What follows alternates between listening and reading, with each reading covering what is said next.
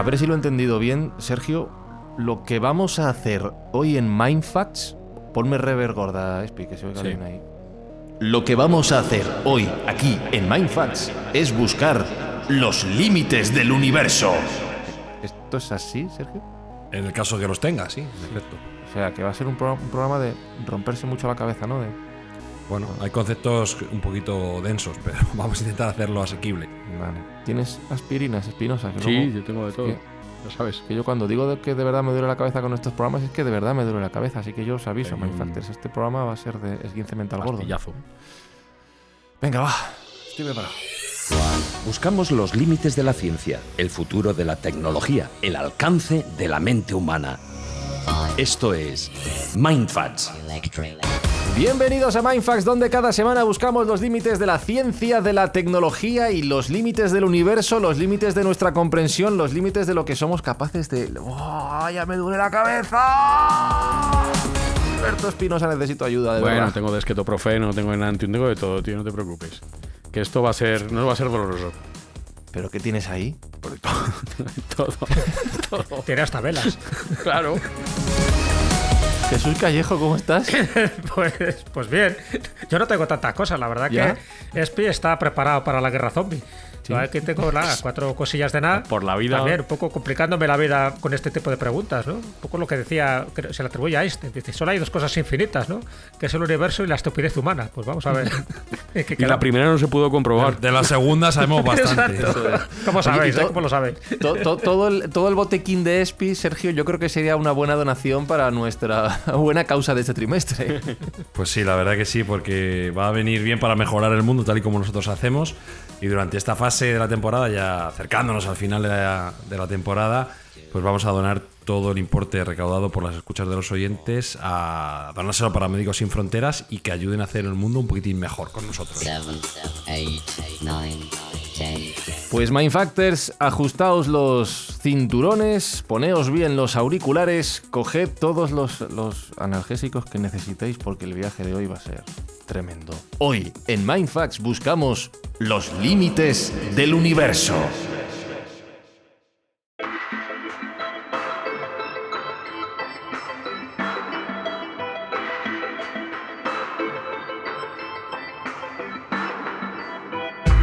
Érase una vez el hombre, Jesús, que pensaba que la Tierra era el centro de todo y que el Sol giraba en torno a la Tierra y que allí en el cielo había unas cosas que se movían que, bueno, pues que igual eran, no sé, bombillas o saber qué. Y luego descubrió la Luna y otros planetas y otras estrellas y se dio cuenta de que en torno a la Tierra no giraba nada más que la Luna y que la Tierra giraba en torno al Sol y que había más cosas alrededor y otras... ¿Desde cuándo tenemos la idea de que hay un universo? Es decir, algo que nos supera enormemente en cuanto a espacio, edad, todo lo que hay ahí fuera.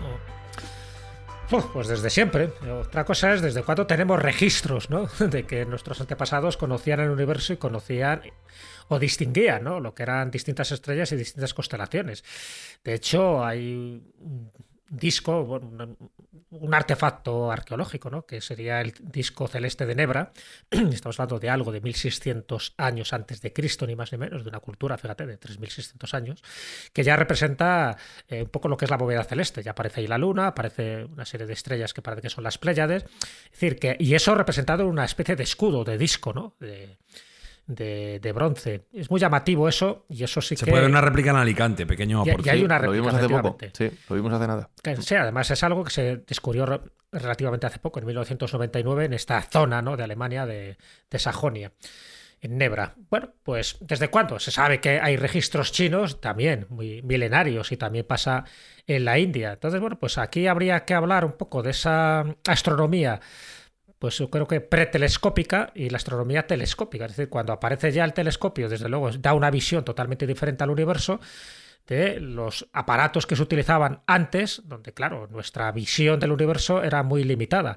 Pero sí es cierto que tanto astrónomos chinos como indios, como griegos, por supuesto romanos, ya conocían perfectamente, por lo menos, lo que es el aspecto visible de nuestra bóveda celeste, ¿no? Sabían distinguir lo que eran nuestros planetas, los planetas que sabían, que eran 7 y los 7 metían al Sol y metían a la Luna, pero bueno, era lo que ellos podían observar con catalejos muy rudimentarios y muy prehistóricos. Así que desde siempre, también es verdad que desde siempre, ya eso lo sabía Eratóstenes y otros cuantos, que la Tierra era redonda, o sea que eso tampoco tuvieron que comerse mucho la cabeza para adivinarlo.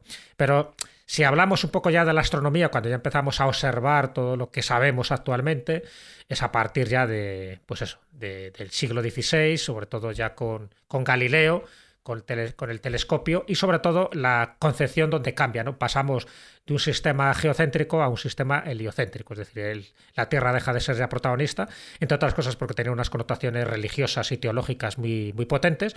Y cuando ya el Sol se pone en el centro, ¿no?, del universo, porque ellos entendían el universo todo, nuestro sistema solar, para ellos era todo el universo, pues entonces eso cambia un poco nuestra perspectiva. Ahí nos damos cuenta un poco de que no somos tan importantes dentro del universo, que el Sol era más importante, que nosotros giramos alrededor del Sol y no viceversa, y eso... Fíjate, ese dato que fue muy reacio, ¿no? Que la comunidad científica y religiosa lo aceptara.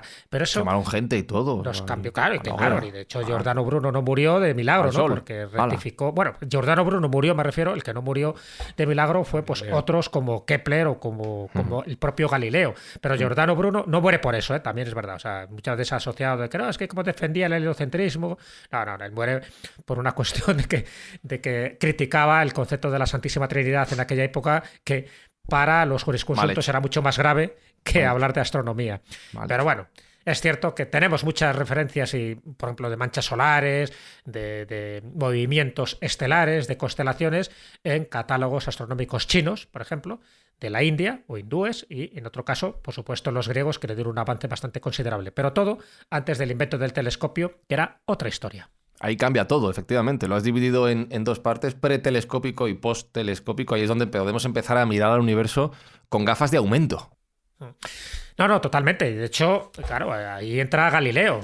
Él no, ya sabéis que no es el inventor del telescopio, sí que lo perfecciona. De hecho, incluso el inventor del telescopio, que hay muchos padres, pero incluso hay uno, que es Juan Roget, que sería un inventor catalán, ¿no?, de aquella época, que parece que fue el primer artífice de esto que nosotros llamamos telescopio. Pero bueno, Galileo es el que lo arregla, lo enriquece, le mete muchas más lentes, y gracias a él es cuando vamos descubriendo cráteres en la Luna, las lunas de Júpiter, las famosas 4 lunas importantes de Júpiter, las manchas solares, las fases de Venus, en fin, todo este tipo de observaciones que dio un vuelco al conocimiento que teníamos de la astronomía y sobre todo de nuestros planetas más cercanos a la Tierra. Entonces, con Galileo sí se puede decir, a partir ya del siglo XVII, que empieza la astronomía seria, entendida como disciplina científica. Y a partir de aquí, Sergio, claro, al principio pensábamos que éramos 3 planetas, 4, 8, 9. A Plutón luego lo degradamos, vinieron los planetas enanos, y nos dimos cuenta de que había otros sistemas solares, otras galaxias. Entonces, lo que es el borde lo hemos ido echando para atrás con el tiempo, ¿no? No ha estado claro nunca dónde acababa la cúpula, ¿no? El hito fundamental el hito fundamental es la concepción del Big Bang, ¿no? Y la datación de la edad del universo en esos 13.800 millones de años que pensamos que tiene. No es una certeza, es un consenso científico, pero no es una certeza. Sin embargo, lo curioso es que efectivamente si este universo tiene algún tipo de límites o de bordes, nuestra teoría nos dice que debería estar en esos 13.800 millones de años luz, que es lo que nosotros podríamos ver. Pues no. El consenso científico es que el universo observable tiene un radio de 45.000 millones de años luz. Y esto estaría en 13.000 millones de años luz si estuviéramos en el centro, ¿no? Porque se ha expandido hacia los lados. Bueno, para nosotros, claro, como observadores, estamos en el centro. Claro, pero si estuviéramos en el lugar del Big Bang, me refiero. No lo sabemos, pero desde luego, a efectos de observatorios propios, suponemos que estamos en el centro. O medimos desde nuestro centro. Medimos desde nuestro punto de observación. Ya, pero lo que quiero decir es que igual estamos en un borde y no lo sabemos tampoco. Claro, bueno. Y entonces, para un lado hay poquito y para el otro hay una Para barbaridad. nosotros, 13.800 millones de años aproximadamente. Ya está El bien, caso es vale. que ya hemos hecho algunas observaciones de galaxias de 13.400 millones de años luz. Uy. Con lo cual intuimos que el concepto del Big Bang y esa datación temporal del universo es más o menos acertada, más o menos correcta. Pero como digo, contraintuitivamente, el horizonte universal, si es que existe, pues ahora mismo los científicos lo establecen en un radio de 45.000 millones de años luz. Es decir, de una punta al otro del universo habría 90.000 millones de años luz. Pero ¿cómo puede ser eso? Precisamente porque sabemos que el universo se está expandiendo y cada vez más rápido. Entonces nosotros lo que tenemos es un límite temporal. Es decir, no vamos a poder nunca ver más allá de esos 13.800 millones de años luz que tiene el universo porque estamos viendo una foto del pasado. Cuando a nosotros nos llega esa información, lo que estamos viendo... Porque es el inicio del tiempo. Correcto. Estamos viendo al principio del origen del tiempo. Desde que esa imagen nos llega a nosotros, a todo ese tiempo que transcurre, el universo se ha ido expandiendo extremadamente hasta llegar a esos 45.000 millones que se estipulan ahora. O Con sea, lo es cual, decir, que hay una zona del universo oscura. que nunca jamás vamos a poder ver. Adiós. Y es una zona no menor, es Pausa más la grande la zona que no vamos a poder ver. Que se habla de que hay otros Sí, universos. sí, por supuesto. No, o sea, vamos a ver, si me rompéis la cabeza, que sea con una cosa a la vez, por favor, un poco de orden a la hora de desguinzarme mentalmente. Hemos empezado por Estoy con plantearnos una de las dos hipótesis. Que el universo es finito o que es infinito. No hay más hipótesis. ¿Vale? Estamos trabajando la hipótesis de que el universo es finito, no es infinito. Como parece también que apunta el consenso científico, que el universo sería finito. Pero, aunque fuera finito, nosotros nunca seríamos capaces de ver el límite o el borde, o lo que se llama el horizonte cósmico, que es el término correcto y el término científico que hay que utilizar. O sea, Porque, el como borde digo, en expansión jamás podríamos llegar a conocerlo. No hasta que tengamos una tecnología que sea capaz de superar la velocidad de la luz, que físicamente a día de hoy no es posible. Bueno, de todas formas, claro, si llegáramos al borde en expansión, que si es finito... Te claro, caerías, que te te caerías caes, ¿qué pasa ahí? fuera. En la nada. Claro. Bueno, ahí hay también diferentes apreciaciones y aceptaciones, ¿no? Incluso, y haciendo la hipótesis de que pudiéramos llegar a ese borde, existen pues, diferentes teorías, como puede ser la teoría de las branas, la teoría de los multiversos. Hay diferentes explicaciones que no podemos desarrollar aquí por falta de tiempo, pero el consenso es que no podemos llegar a ese borde, ¿no? Porque se da por sentado que hoy en día no hay ninguna tecnología, ni siquiera teórica, que pueda superar la velocidad de la luz, con lo cual no podríamos llegar nunca a llegar a esos límites o ese horizonte cósmico. Y en todo caso, como quiera que el universo se está expandiendo tan y tan rápido, a medida que viajáramos hacia allá, el universo seguiría huyendo de nosotros. Es decir, que sería como Aquiles y la tortuga, ¿no? Nunca podríamos llegar a ese punto final. Vale. Con lo cual estaríamos hablando de que el universo sería finito e ilimitado. Sí, Pero finito. ¿tiene un interior y un exterior? Finito y en expansión. ¿Tiene un interior y un exterior? Pues es otra de las cosas que se habla. Nosotros tampoco sabemos cuál es nuestra percepción real del universo. Imaginaos una hormiga que va caminando por un cable. Vale. Este ejemplo lo hemos puesto en alguna ocasión. Y ese cable fuera su universo. Para la hormiga, el universo sería unidimensional. Para adelante o para atrás. Para adelante o para atrás. Entonces, para nosotros, nuestra percepción es que es tridimensional. El universo a día de hoy es tridimensional. Pero existen diferentes teoremas que predican que el universo podría ser una hiperesfera, es decir, un elemento de 4 dimensiones, plegado en sí mismo. Bueno, ¿Qué conllevaría esto? de 5, porque el tiempo cuenta como dimensión. Bueno, sí, yo no estoy contando la temporalidad como dimensión. Hablo de dimensión física, no temporal. Entonces, efectivamente, si sumamos el tiempo sería 5 dimensiones. ¿Qué conllevaría esto? Pues esto conllevaría que si tuviéramos una nave que pudiera ir muy rápido, muy rápido, muy rápido, más allá de la velocidad de la luz, porque si no todo esto no tiene sentido, es posible que yendo en una única dirección llegáramos al punto de origen, al punto de partida. Es decir, que diéramos la vuelta como un insecto que da la vuelta a una naranja, por ejemplo, que está caminando alrededor de una naranja. Eso podría llegar a ser en el caso de que se cumpliese ese teorema que dice que la Tierra puede ser una hiperesfera, que es el término correcto para estas esferas de 4 La dimensiones. Tierra, el universo. Perdona, el universo, digo la Tierra. Ya Vale. Confundo términos. El universo está plegado en sí mismo en una esfera de 4 dimensiones, más la temporal, esa quinta dimensión, podría darse la situación de que yendo en una dirección constante llegáramos de nuevo al punto de partida, ¿vale? Eso sería en el caso de que el universo sea finito y en el caso de que el universo sea una hiperesfera, es decir, una esfera de 4 dimensiones que por desgracia nosotros ni siquiera podemos teorizar, no podemos,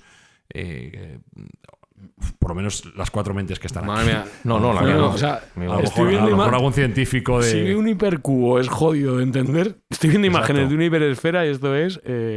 Sí, el hipercubo y la hiperesfera se dan la mano en complejidad Voy a conceptual. buscarlo, Entonces, a ver. es muy difícil hiperesfera, de entender. N esfera, 3 Sí, esfera. eso es. Madre mía. Ahí está la cosa. ¿Qué es? ¿Pero qué es esto? Pero La representación tridimensional de una cosa de 5 dimensiones. Sí. Que aparece en las sagas de Marvel, o sea, para que veas, es tan asombroso, tan extraordinario que aparece en Marvel. El hipercubo. Madre de sí, Dios. será. Sin embargo, hay otras teorías también que comentan otras cosas, al menos igual de curiosas o igual de sorprendentes. Hay algunos científicos que están empezando a teorizar que el universo puede tener forma de donut, o en este caso concreto de un hiperdonut. Lo Esto que me sería decimos donut para que todo el mundo pueda comprender, pero en términos científicos sería un toroide o un toro, una forma, pues eso, con lo que todo el mundo entiende por un donut. De tal modo que el universo no fuese igual de difícil de transitar en una dirección que en otra. Es decir, si yo voy en la dirección, por así decirlo, superior del donut, yo tengo mucho más recorrido para llegar de un punto a otro que si voy por la parte del borde del donut. ¿Me entendéis? como una curva de un circuito. Si tú vas por dentro, Exactamente. recorres menos metros. Si vas por fuera, recorres más No, metros. pero al ser en 3 dimensiones, yo puedo Ya. llegar a un punto por la parte alta o por la parte intermedia. ¿Vale? De tal modo que se podrían dar paradojas del estilo que podríamos estar viendo, mirando a una parte del universo, la luz de una estrella, de su nacimiento, y mirando hacia otra, la misma luz de su muerte. Estaríamos viendo simultáneamente su nacimiento y su muerte. Madre mía. Si se cumpliese este parámetro de esta teoría del hiperdonut, que es algo que también es complicado de entender, pero que no deja de ser curioso. ¿Tú esto lo entiendes, Sergio? No, yo reconozco que me cuesta mucho entenderlo y que he tenido que leer mucho y visualizar mucho para poder entenderlo. Pero bueno, más o menos al final a uno le viene a quedar claro cuál es el concepto básico. No podemos llegar a la parte concreta y científica y física del asunto, pero comentándolo de este modo tan sencillo, yo creo que para todo el mundo es más o menos entendible.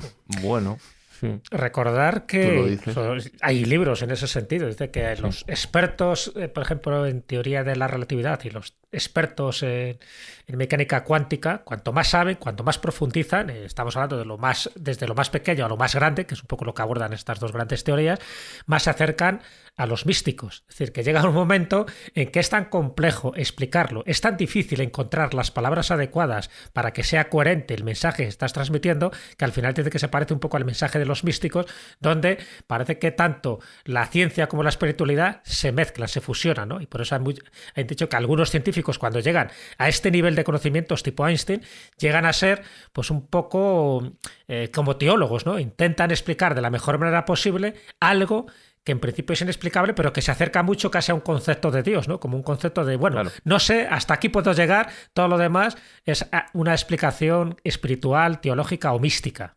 Claro, de hecho, a mí me queda la pregunta, cuando os he dicho no me liéis más la cabeza porque ya me estáis metiendo multiversos, es si el universo tiene un borde, tiene un límite, aunque sea móvil, esté en expansión y nunca podamos conocerlo, ¿qué hay al otro lado? Jesús ha apuntado a la posibilidad de que haya otros universos, con sus formas, con sus cosas de universos, haciendo sus historias, pero podría no haber nada o podría lo que tú estabas diciendo de Dios o vete tú a saber lo que hay al otro lado. Hay muchas teorías, lo que hemos comentado antes, pues que desde la más aceptada, ¿no? Que puede ser la del multiverso, es decir, que hay regiones más allá del horizonte cósmico y que estas teorías pues dicen que el universo observable es solo una porción de un universo mucho más grande, es decir, nuestro universo forma parte de otros universos y bueno, que debido a esta expansión pues las regiones están más allá de nuestro horizonte cósmico actual, es decir, que eso no se puede ver, pero podrían contener estructuras similares a nuestro universo. Luego hay otras teorías de los universos burbujas, interpretación de otros universos en el ámbito de la mecánica cuántica, estructuras matemáticas, que el espacio-tiempo es curvo, que hay otras dimensiones extraordinarias, que hay realidades simuladas, que también hemos comentado, la teoría de la simulación, ¿no? Entonces, todos son teorías, no sabemos exactamente qué es lo que puede haber fuera de ese borde.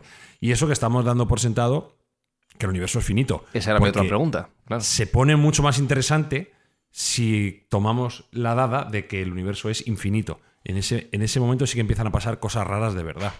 Por ejemplo. Pues claro, si el universo es infinito, primero habría que preguntarse si es eterno, si ha estado siempre ahí o ha sido creado.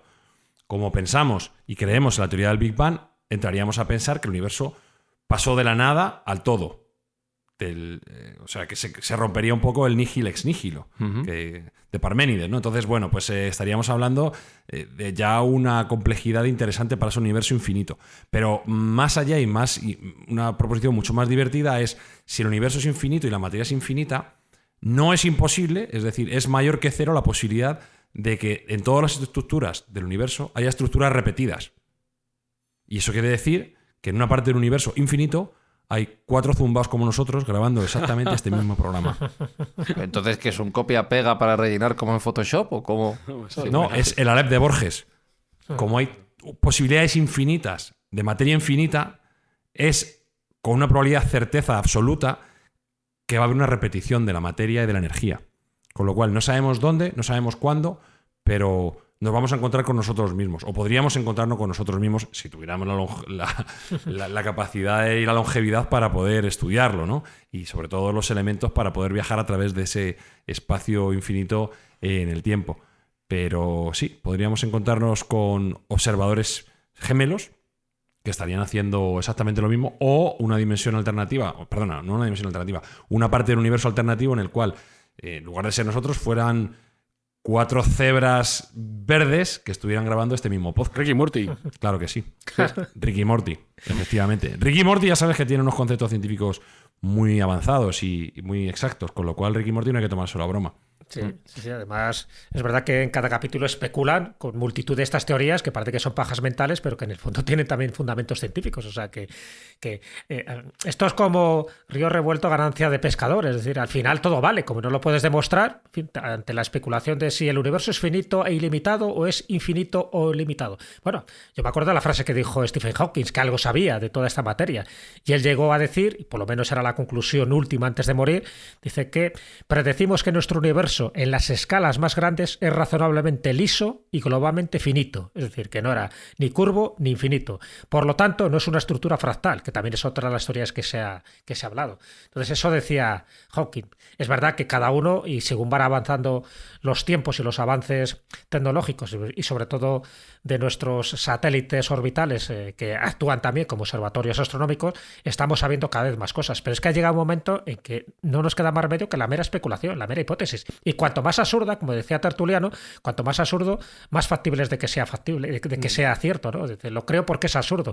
Porque al final, lo más impensable, lo que rompe nuestros esquemas, lo que nos hace un esguince mental, a lo mejor es lo más probable. Porque ahí estamos hablando de unas escalas cósmicas que no podemos controlar. ¿Por qué eso? Porque somos seres muy, muy finitos, muy de 3 dimensiones, y no sabemos lo que pasa con un organismo o con un personaje que viva o que interactúe en una cuarta o una quinta dimensión. No tenemos ni la más remota idea. Así que imagínate en las 11 dimensiones de las que hablan los astrofísicos. De hecho, ¿puedes repetir un momento la descripción que hace Hawking? ¿Puedes repetirlo un segundo? Hawking dice, predecimos que nuestro universo en las escalas más grandes es razonablemente liso y globalmente finito. Por lo tanto, no es una estructura fractal. Le pones que es curvo y es una aspirina la que necesito, la que me voy a tomar ahora mismo. ¡Madre de Dios!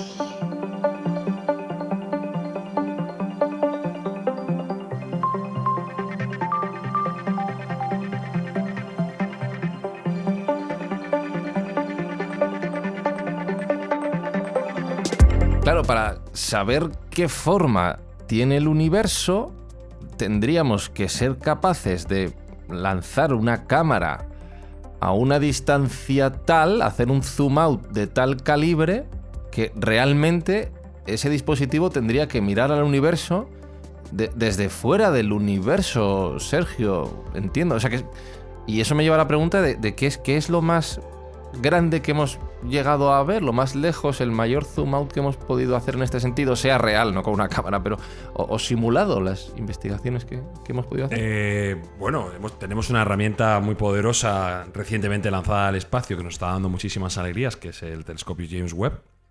y gracias a esta herramienta hemos podido visualizar la mayor estructura universo observable, que es el Gran Muro Hércules Corona Boreal, también llamado Hércules Corona Borealis. Es una estructura que es un supercúmulo de galaxias, que es una de las cosas más grandes que podemos ver, y que se extiende 10.000 millones de años luz.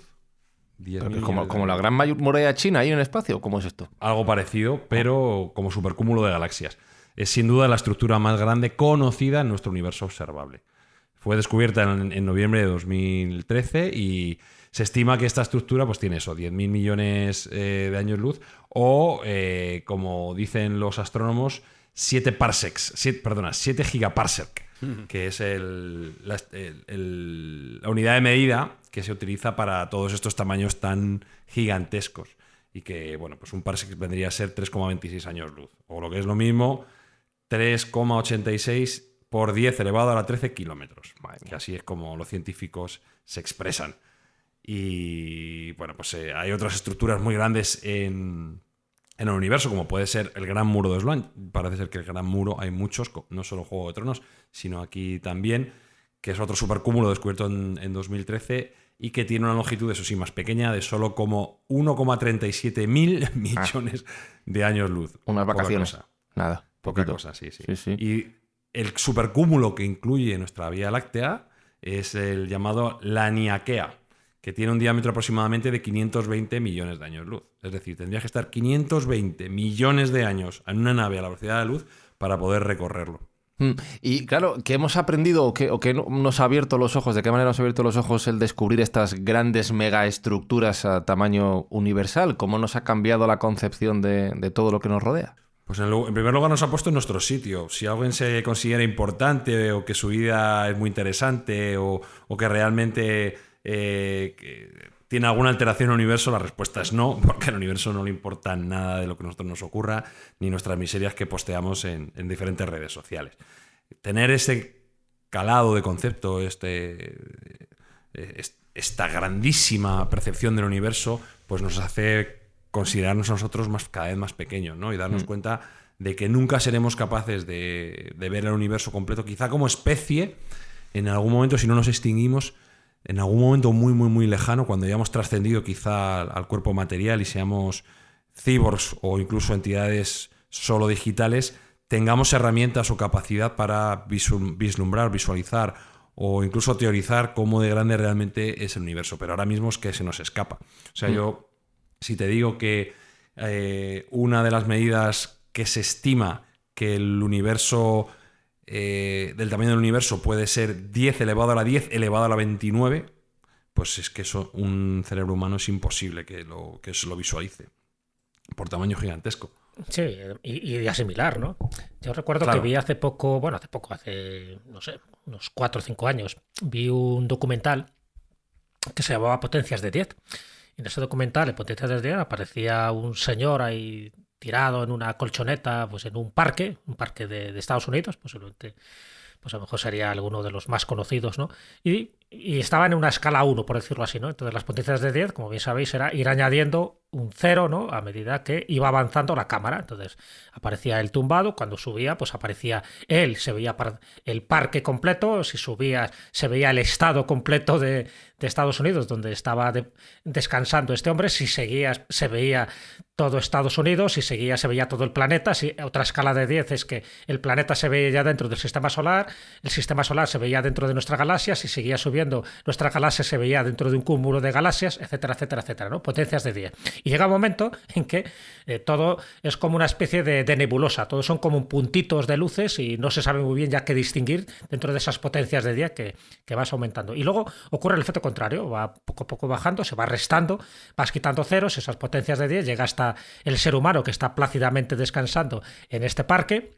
Y va bajando, ¿no? Entonces se le ve a él, luego se le ve la piel, luego se ve las células, luego se ve los átomos, luego se ve las partículas más pequeñas y la última imagen corresponde prácticamente igual a la última imagen de potencias de 10 subiendo. Es decir, que lo más pequeño al final se parecía a lo más grande.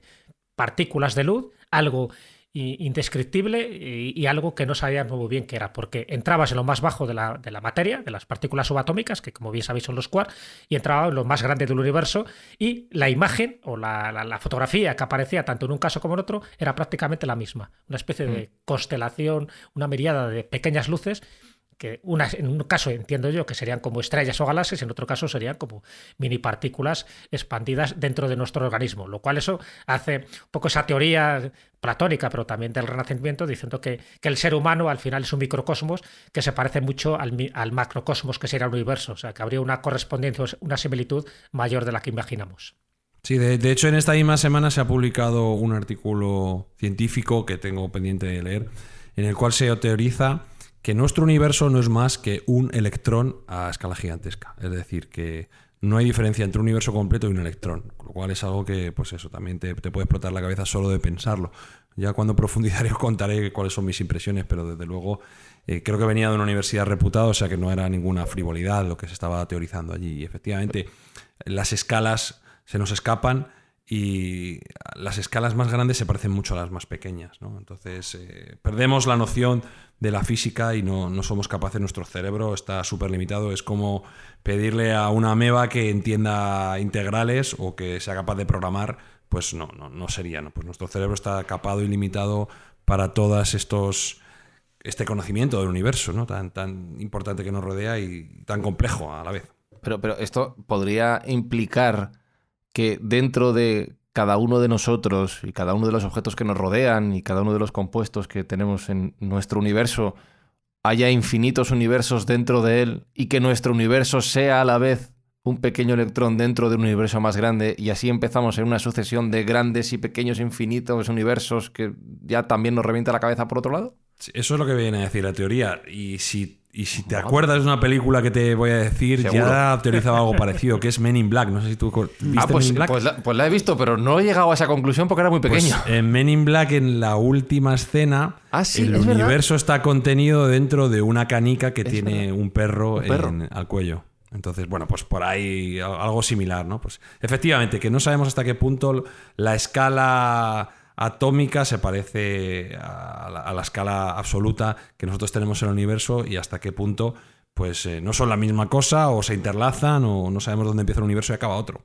Esto conecta, Jesús, con la idea de los místicos que decías y esta frase, corrígeme porque la diré mal, de lo que es arriba es abajo, lo que es abajo es arriba, todo es igual a grandes y a pequeñas escalas. No, lo has dicho correctamente. Sí, eso forma parte un poco de esas doctrinas herméticas que se hacían tanto en el Antiguo Egipto como en Grecia y por supuesto en el Renacimiento volvieron a retomar todo esto, ¿no? Con Paracelso y con distintos sabios, magos que empezaron a relacionar lo grande con lo pequeño, ¿no? Entonces, bueno, hay un libro que recomiendo que se llama El Kybalión. El Kybalión es un libro, bueno, que se publicó a principios del siglo XX por un tal William Walker Atkinson, pero que esas 7 leyes, esos 7 principios están basados en esta filosofía hermética, ¿no? Esta filosofía perenne que tiene miles de años. Y bueno, dentro de esas 7 leyes, o 7 principios, o 7 axiomas del Kybalión, hay uno que es el principio de la correspondencia. Y el principio de la correspondencia dice eso, como es arriba es abajo, como es adentro es afuera. Y dice que todo eso en los distintos planos, ¿no? Habla del plano físico, del plano mental y del plano espiritual. En el fondo, lo que te está diciendo, y es un resumen, ¿no? Es como leyes cósmicas que creas o no creas en ellas, funcionan. Entonces, esta ley de la correspondencia lo que te está diciendo es que hay una armonía, existe una armonía entre el ser humano y el entorno que le rodea, es decir, entre el planeta y, por supuesto, entre el universo. Y que muchas veces nuestros órganos también se corresponden, ¿no? Con distintas partes de ese universo. Y por eso era tan importante la astrología, porque nos influía de una forma muy directa, porque en el fondo, eso lo decía Carl Sagan, en el fondo somos polvo de estrellas. Es decir, que los mismos átomos que componen una galaxia son los átomos que nosotros también tenemos. Es decir, que en el fondo, todo ese nitrógeno, el oxígeno, el fósforo que tienen una galaxia, un sistema planetario, es que prácticamente el 80% también lo tenemos nosotros, ese tipo de átomos. Entonces, somos más parecidos de lo que nos han dicho. ¿Qué quiere decir? Que al final el microcosmos, entendido como el ser humano, se parece mucho al macrocosmos, entendido como el universo. Y hay pues eso, muchísimos principios herméticos, muchísimas filosofías taoístas, eso tiene mucho que ver con el yin y el yang, ¿no? Ese complemento, en fin, aspectos que son muy llamativos y que prácticamente todas las filosofías, incluso las religiones, lo han planteado con distintos conceptos, evidentemente, de mejor o peor fortuna, pero sí existe. Entonces, bueno, pues el Kybalión sí que siempre me ha llamado la atención porque, ya digo, hace referencia a un principio básico y universal, que es lo que es arriba es como lo que es abajo, y a partir de ahí muchos científicos incluso se han atrevido a postular que esa correspondencia sí que existe, en el sentido de que estamos más influidos por los astros de lo que pensamos, porque nuestra materia esencial es muy similar a la que tienen los astros. Entonces, bueno, pues a partir de ahí, fíjate, todas las similitudes y, por supuesto, todas las teorías que podemos esbozar. Claro, una de ellas sería que para conseguir entender la forma del universo, los límites, lo que hay ahí fuera, en lugar de hacer ese gran zoom out que describía antes, de subir una cámara muy alto, lo que tendríamos que hacer, Sergio, es bajarla a lo más microscópico y entender lo más pequeño para poder entender lo más grande.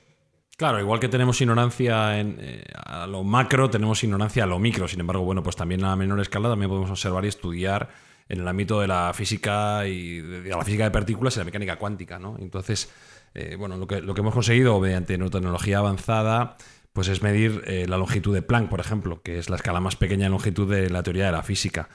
A partir de ahí ya hacia abajo, los conceptos de espacio-tiempo ya no tienen significado, ya no tienen lógica tal y como los entendemos. Para que te hagas una idea, esto sería 1,61 metros por 10 elevado a la menos 35. Que bueno, son cifras, yo sabes que soy de letras, pero son cifras muy gordas. Y bueno, a esta escala ya se piensa que los efectos gravitacionales cuánticos son los dominantes y ya hay que entrar dentro de la teoría de gravedad cuántica, con como la teoría de cuerdas que alguna vez hemos comentado aquí, o la gravedad cuántica de bucles para describir el espacio y el tiempo. Hay una frase, ahora me lo ha recordado, que en el templo de Apolo, en Delfos, en Grecia, pues aparecía escrita en la frase de Gnostic ipsum, que es conócete a ti mismo. Pero la frase es mucho más amplia. Dice, conócete a ti mismo y conocerás a los dioses y al universo. Es decir, que de alguna forma, cuanto más te conoces a ti mismo, cuanto más sabes un poco de qué estás hecho, cuál es tu estructura, también puedes averiguar y conocer lo que es el universo o a los dioses, que en el fondo son los creadores del ser humano, ¿no? Según todas estas mitologías. Así que Gnostic ipsum, esa frase, puede indicar muchísimo más que una simple frase bonita de conócete a ti mismo, ¿no? Sino también llegaríamos a conocer un poco lo que nos rodea y de la materia de la que estemos hechos, ese polvo de estrellas del que hablaba Carl Sagan. Así que, Sergio, literalmente, sí, dentro de cada uno de nosotros podemos estudiar todos los universos que queramos, con esas leyes que vuelven a aplicarse y con esas diferencias que son iguales en lo grande y en lo pequeño. O sea, yo estoy alucinado.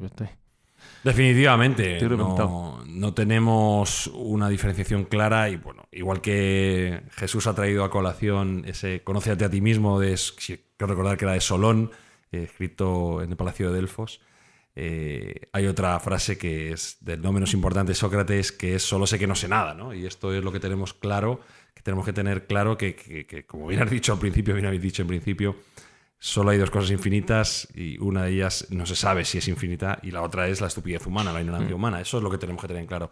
Que somos ignorantes, que seguimos descubriendo, que seguimos dando pasos y que estamos muy lejos de un conocimiento más o menos claro y conciso de cómo funciona nuestro universo. Aunque muchas veces pensamos que todo está inventado y que todo está descubierto, nada más lejos de la realidad. Seguimos teniendo hueco en el ámbito superior y en el ámbito inferior, en todas las escalas. Entonces, bueno, pues ni siquiera sabemos cómo se enlazará en algún momento, si es que se llega a enlazar este conocimiento científico con ese conocimiento místico al que Jesús también hacía referencia y que seguro que tiene que tener algún enlace porque bueno, pues, los místicos y los antiguos pues, tenían una sabiduría y un conocimiento que estaba muy avanzado también.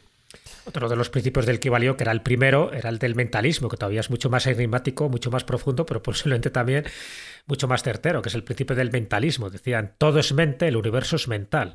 Y el todo es el conjunto totalizador, nada y fuera del todo. Es decir, que al final, si todo es mente, el universo es mental, como decían, dijo un famoso astrónomo inglés, que el universo, más que una máquina, cada vez se parece más a un pensamiento. Entonces eso también nos vuelve otra vez a involucrar dentro de ese conócete a ti mismo y dentro de ese microcosmos que al final se parece mucho al macrocosmos. Dejadme que conecte con la mente de Alberto Espinosa. Espi, ¿cómo estás? ¿Cómo te quedas después de esto? Estoy bien, estoy escuchando con muchísima atención. Pues, ¿Estás bien? Pues que no sabemos nada. Esa es la conclusión de todo. Que no sabemos Es nada. brutal, ¿eh? Es un repaso esto. Buah. Joder, enhorabuena Sergio y Jesús a los dos. Desde luego, vamos. Ya, sí. Nos ha reventado la cabeza, pero bien. Lo habéis conseguido, ¿eh? Sí, sí. Bueno, hay una derivada también con la que yo quería Que hay acabar. más. Espérate, Espinosa. que hay más. Simplemente para terminar. Una derivada y una integral ahí ahora. Ya. Fran, Oh, coge sí. papel y boli. Espérate, a Una ver. pequeña derivada que se atribuye a veces a Carl Sagan, aunque el autor original parece ser que es John Archibald Wheeler, que es también el autor del concepto de agujero negro. Y es una frase que es también muy bonita, ¿no? Y tiene una belleza intrínseca que nos da para reflexionar. Y es que el universo nos ha creado para observarse a sí mismo. Es decir, nosotros seríamos los ojos y los oídos del propio universo. Y el entorno que el universo crea para que florezca la vida y para que florezcan los humanos, o como decía también Alan Watts, un filósofo que a mí me encanta, los seres humanos no venimos a la Tierra, sino venimos de la Tierra. Pues eso entroncaría con este concepto de que el universo nos crea para poder reconocerse a sí mismo, ¿no? Y que, bueno, pues tiene también relación con la figura del principio antrópico, en el cual Wheeler pues también fue un elemento destacado.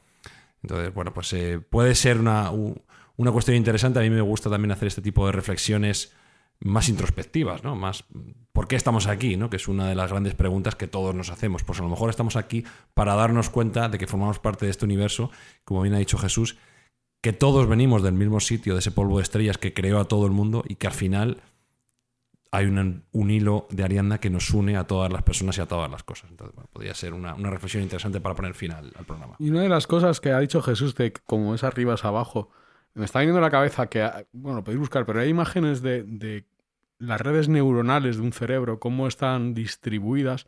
Joder, guardan una relación gordísima cómo se distribuyen las estrellas y las galaxias en el universo. Es verdad. Es una imagen Y no súper so- curiosa. Sí, sí, y no solo eso, sino que el número también se parece mucho al... El número de neuronas es parecido al número de estrellas que contiene una galaxia. Entonces, nuestro logo durante un tiempo fue un cerebro estelar cuyas neuronas eran estrellas y por ahí van un poco los tiros, ¿no? Que puede haber una relación también de esa concienciación del propio universo a través de los seres que ha creado, que en este caso, y los únicos que conocemos somos nosotros, ¿no? O al menos los que nos llamamos inteligentes, que está por ver. A mí no me miréis. Pon la sintonía de salida ya, Espinosa, porque yo esto ya no voy a decir más porque lo estropeo. O sea, dale a la música. Dale.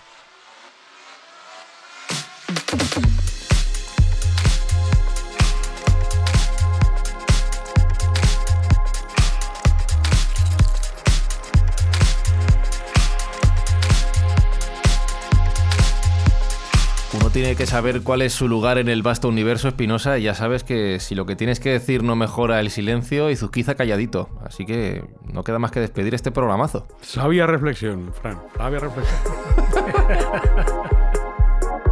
Que mi universo cerebral, Jesús, no contiene muchas estrellas, muchas neuronas, pero a veces funciona para saber lo básico, vamos. Las tuyas y las nuestras y en general de la especie humana tenemos las suficientes neuronas para que no nos atropelle un camión. Con lo demás ya vamos servido. Pues Sergio, sí, yo me sumo a las enhorabuenas de Espi por el contenido de este programa, tanto a Jesús como a ti. Y lo mejor de todo es que este ratito de rompernos la cabeza y de aprender tiene además otra derivada, otro buen objetivo que ayudará a que otras personas puedan seguir adelante también en este viaje. Sí, lo mejor de este programa es que aparte de pasárnoslo bien y hacer el chorra, estamos ayudando al prójimo. Y eso es una forma de mejorar el universo. Y gracias a las escuchas de nuestros oyentes, pues vamos a recaudar fondos para que Médicos Sin Fronteras ponga un poco de orden en este batiburrillo de mundo extraño que se nos ha quedado. Pues si os ha gustado este episodio de Mindfax, si no, si lo habéis entendido, si os quedan dudas, que supongo que alguna habrá, reflexiones, lo que queráis, os recuerdo que estamos en Twitter, @Mindfax_, que lo decimos poco, y que os leemos en los comentarios de plataformas como Spotify, como Apple Podcast, como iVoox o allá donde nos escuchéis. Gracias por estar ahí, gracias por escucharnos semana tras semana. En 7 días volvemos. Saludos de Fran Izuzquiza. Chao, chao, chao, chao. Mindfacts llega cada semana a tus oídos a través de Spotify, Apple Podcast, iVoox, Google Podcast o tu aplicación favorita. Búscanos en redes sociales. Somos Mindfacts.